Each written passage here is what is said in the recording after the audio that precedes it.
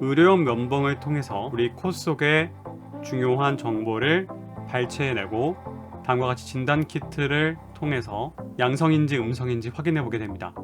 그러면 우리가 본래 원했던 실제 양성 목표가 있을 거예요. 그러니까 검사를 한 것은 그것의 실제 양성을 걸러내기 위한 거잖아요.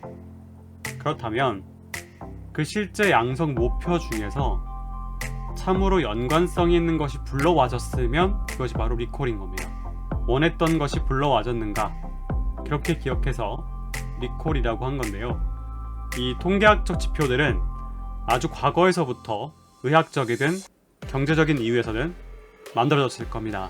제가 그 시대를 다 살아보지 못했고, 그렇기 때문에 제 상상력을 조금 더해서 여러분들이 이해하시기 편하도록 만들어 본 것입니다. 우리가 본래 원했던 어떤 검사 목표는 실제 양성을 다 걸러내는 거예요. 그런데 실제로 그렇지 못한 경우도 있겠죠. 양성으로 나오거나 음성으로 나오거나 다양한 결과가 나올 텐데 그 중에 잘 참으로 찾아낸 것이 리콜된 것이 얼마냐 라고 해서 바로 다음과 같이 트루 파지티브 레이지입니다.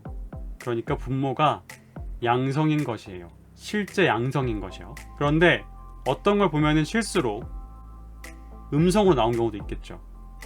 그래서 false negative가 있는 거예요. false negative, 즉 음성으로 나왔는데 이것이 바로 positive인 거잖아요. 그래서 positive의 한 요소가 됐을 거고, 그걸 더하면 actual class가 positive인 전부, 우리 목표죠. 우리의 꿈이었던 거예요. 그 꿈 중에 다시 회상된 것, 제대로 불려와진 것, 우리가 목표로 한 것 중에 실제로 회상된 것이 무엇이냐, 그것이 바로 true positive다. 제가 외울 때 어떻게 외웠냐면, 우리 목표였던 실제 양성 중에 참을 민감하게 다시 불러왔는가 해서 민감도, sensitivity를 외웠고요. 다시 불러왔는가 해서 recall이라고 외웠습니다. 그리고 실제 양성 중에 참을 이라고 해서 positive한 것 중에 true인 것을 가져온 것, 그래서 positive 분의 true, 그래서 true positive rate, 이렇게 기억해냈습니다. 다음으로 정밀도라는 것이 있습니다. 이번에도 양성에 대한 이야기입니다. 결국엔 우리가 원했던 건 진실한 양성을 찾아내는 거니까요. 그래서 분자는 같습니다. true positive, 참 양성이 분자에 있고요. 분모만 다른데요. 여기는 뭐가 다른 것이냐, 우리가 막 검사를 했어요. 근데 양성이라고 나왔단 말이죠. 그럼 우리는 관심을 가질 수밖에 없습니다. 양성이다. 그런데 그 양성 중에 진짜가 있고 거짓이 있을 거잖아요.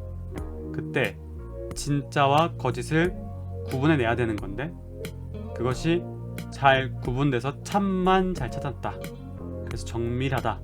이렇게 보는 거죠. 자, 이것을 다시 제 말로 바꿔볼게요. 양성이라고 분류한 결과가 얼마나 정밀한지 나타낸, 이래서 정밀도다 라고 외웠습니다. 즉, 이 정밀도 앞에 양성이라는 말이 생략되어 있다는 거죠. 양성의 정밀도다. 양성이 참인 비율이다. 정밀도라는 말은 조금 이해가 되셨을 거고, 이 뒤에 positive predictive value라는 말이 있습니다. predictive라는 말이 예상되는 이런 말이잖아요. positive를 예상을 했는데 그것이 잘 예상이 됐는지 잘 예상을 못했는지 그것을 얘기하겠다라는 의미에서 predictive하다, 좀 덜 predictive하다 이렇게 말할 수 있겠죠. 그것을 value화한 거예요. 양성이라고 말했는데 그것이 예언적이에요. 예언적이지 못해요. 이렇게 어떤 평가 지표를 value로 나타낸 거니까 양성이 얼마나 예언력을 가지고 있느냐에 대한 지표다 라는 뜻에서 PPV라는 말이 나왔습니다. 요 precision, 정밀도와 민감도, recall의 통합 지표가 있어요. 그렇죠. 한 가지만 보면, 한 지표만 보면은 편향될 수가 있으니까 요 두 가지 지표를 모아서 보자라는 아이디어가 나온 것이죠. 분모에는 덧셈을, 분자에는 곱셈을 해서 곱하기 2를 해준 것이 F1입니다. 자, 사실 F1이라는 것은 F 베타 스코어라는 것에서 베타가 1인 특수한 경우이긴 해요. 즉 여기 베타에다가 1을 넣으면 여기가 2가 되죠. 그리고 여기가 1이니까 결국엔 프리시전 더하기 리콜 분의 프리시전 곱하기 리콜 이렇게 되는 거죠. 자, 그럼 베타란 말이 왜 존재했는가를 생각해 보겠습니다. 그냥 파지티브라고 양성이라고 검출한 것 중에 그것이 정밀한지 정밀하지 못한지에 대한 것보다 이 전체의 파지티브 중에 트루 파지티브를 찾아낸 민감도가 더 중요할 수가 있겠죠. 그러면 이때 베타 제곱만큼 중요하다, 이거 사실 외우시기 편하도록 제가 언급한 것 뿐이고 사실은 베타만큼 뭐 이렇게 표현하긴 합니다. 그런데 제가 굳이 베타 제곱만큼 중요하다라고 적은 이유는 외우실 때, 수식을 외우실 때 베타 제곱이 들어가기 때문에 이렇게 표현한 겁니다. 꼭 베타 제곱만큼이라고 했어 라고 해서 그 수치가 이렇게 변하는 건 아니에요. 어떤 경우에는 리콜이 중요하고 어떤 경우는 프리시전이 중요할 수가 있어요. 그러나 예를 다음과 같이 한번 들어보겠습니다. 정밀도는 0.6, 민감도는 0.4인 케이스가 있었다고 할게요. 이때의 F1은 베타가 1일 때에는 0.48이라는 숫자가 나와요.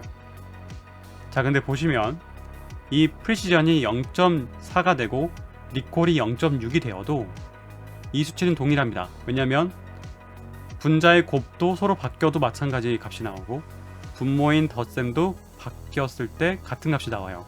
둘의 값이 바뀌어도 F1 스코어는 동일합니다. 그런데 자, 이번에 베타를 2라고 해보겠습니다. 그러면 정밀도가 0.6일 때와 정밀도가 0.4일 때는 큰 차이가 있습니다. 보시면 좌측이 정밀도가 0.6일 때인데요. 그러면 0.43 정도가 나오게 되고요. 우측의 프리시전이 0.4인데 이때는 결과가 0.5에 가깝습니다. 왜 이렇게 됐을까요? 즉 리콜에 조금 더 의존되어 있다. F베타라는 스코어가 리콜에 조금 더 중요성을 둬야겠다, 리콜 값에 더 민감해야겠다 라고 할 때에 베타 값을 1보다 크게 해주는 겁니다. 반대로 프리시전보다 베타 제곱만큼 중요할 텐데 여기에 1보다 작은 값을 넣으면 베타 제곱이 0.0 몇 이렇게 되면서 정밀도보다 덜 중요하다는 얘기가 돼요. 그렇게 되면은 이 수치가 반대된 형상이 일어납니다. F 베타 이퀄 0.5라던가 0.2가 되면 리콜이 바뀌어도 적게 영향이 미쳐집니다. F 베타 스코어가 수치가 낮아지게 됩니다. 리콜이 증가하는데 많이 증가하지 못하는 거죠. 다음으로 이 프리시전과 리콜을 이용해서 커브를 그릴 수가 있어요. 이 X축에 리콜이 있고요, Y축에 프리시전이 있습니다. 이랬을 때 리콜이 1에 가까워지고 프리시전이 1에 가까워지면 제일 좋잖아요. 그런데 아무래도 조금은 트레이드오프 현상이 일어나게 됩니다. 프리시전과 리콜 모두 분자의 파지티브밖에 없었죠. 그래서 파지티브가 네거티브보다 더 의미 있을 때 많이 활용합니다. 양성인 게 너무 중요한 거예요. 그래서 이 두 가지 지표가 요거를 꽉 채우게 되면 가장 좋은 거고, 이렇게 점점 그래서 어떤 파라미터를 바꾸게 됐을 때 프리시전은 이쪽에 있고 리콜은 이만큼 있고 이런 식의 어떤 관계의 그래프가 만들어지게 돼요. 그래서 그런 파라미터를 설정할 때에 어떤 지표를 중점에서 볼 것인지를 결정할 수 있게끔 이렇게 PR 커브를 그려서 내 파라미터를 어디쯤에 결정하면 좋겠다 할 수 있는 것이 바로 이 커브입니다. 이번에는 파지티브가 아닌 네거티브를 한번 보려고 합니다. 이것은 정확히 민감도의 반대에 있습니다. 대부분 머신 러닝 강의에서 이 민감도와 특이도를 묶어서 가르쳐 주시는 분들이 많아요. 근데 저는 일부러 이걸 떨어뜨려 놨습니다. 왜냐? 아까 양성인 게 더 중요한 것끼리 묶어서 알려드리는 게 기억력에 더 도움이 되실 것 같아가지고 이번에 이 특이도를 따로 빼서 말씀드립니다.